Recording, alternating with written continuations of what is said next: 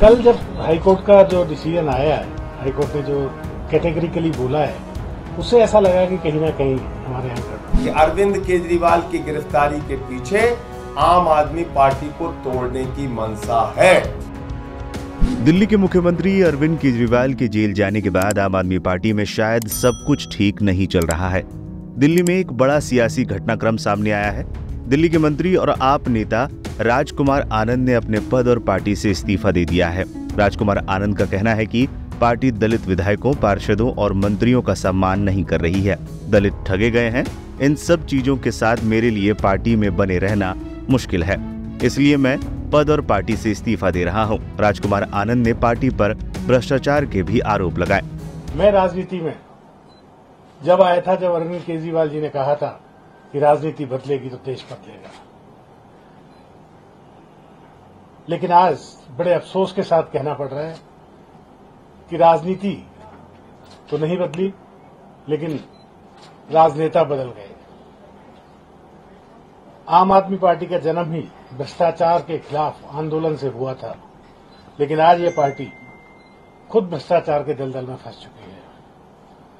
मेरे लिए मंत्री पद पर रहकर इस सरकार में काम करना असहज हो गया है।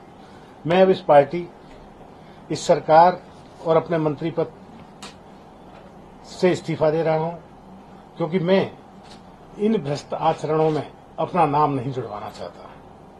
मैं नहीं समझता कि हमारे पास शासन करने की कोई नैतिक ताकत बच गई है। देखिए, ऐसे समय और वैसे समय की बात नहीं होती। आदमी घुट रहा होता है, घुटते घुटते एक दिन खड़ा हो जाता है। और दूसरी बात यह है कि कल से पहले ऐसा लग रहा था कि हमें फंसाया जा रहा है, लेकिन कल जब हाईकोर्ट का जो डिसीजन आया है, हाईकोर्ट ने जो कैटेगरिकली बोला है, उससे ऐसा लगा कि कहीं ना कहीं हमारे यहाँ गड़बड़ है। राजकुमार आनंद दिल्ली के पटेल नगर से विधायक हैं और पिछले साल के आखिर में उन पर ईडी ने एक्शन लिया था। आनंद के दिल्ली स्थित आवास समेत अन्य ठिकानों पर ईडी ने छापेमारी की थी। उन पर हवाला के जरिए 7 करोड़ से अधिक की सीमा शुल्क चोरी का आरोप लगा है। ईडी ने नवंबर 2023 में राजस्व और खुफिया निदेशालय यानी कि डीआरआई की चार्जशीट के आधार पर मनी लॉन्ड्रिंग एक्ट के तहत राजकुमार के ठिकानों की तलाशी ली थी।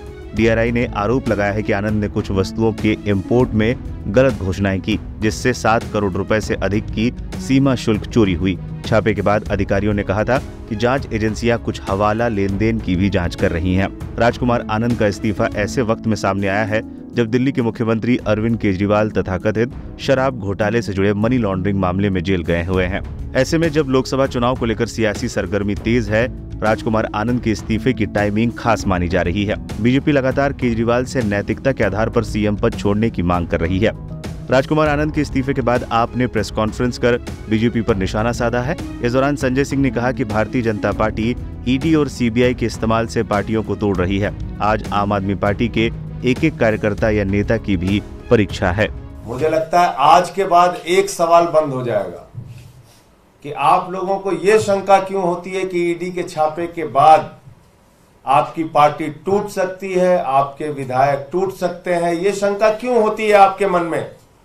यही सवाल हमसे बार बार पूछा जाता था और पहले दिन से भी हमने कहा, एक ही बात कहा कि अरविंद केजरीवाल की गिरफ्तारी के पीछे आम आदमी पार्टी को तोड़ने की मंशा है।